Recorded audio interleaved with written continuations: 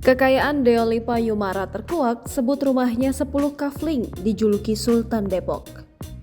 Sosok Deoli Payumara mulai terdengar saat menjadi pengacara Baradae.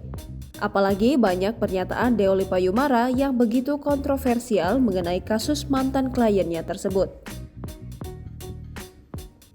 Kini Deoli Payumara memperlihatkan bagaimana kekayaannya yang begitu besar, dilansir Instagram ista_julid dari YouTube Camel Petir pada Sabtu 24 September 2022.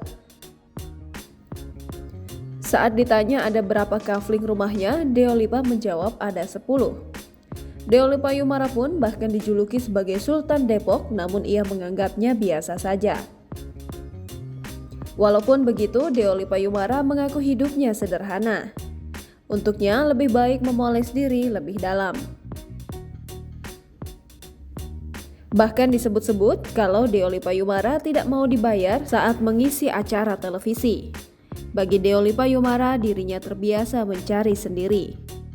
Orang tua dari Deoli Payumara adalah pensiunan Angkatan Laut. Komentar beragam pun menghampiri Instagram ista_julid. Jangan lupa subscribe, share, komen, dan like ya.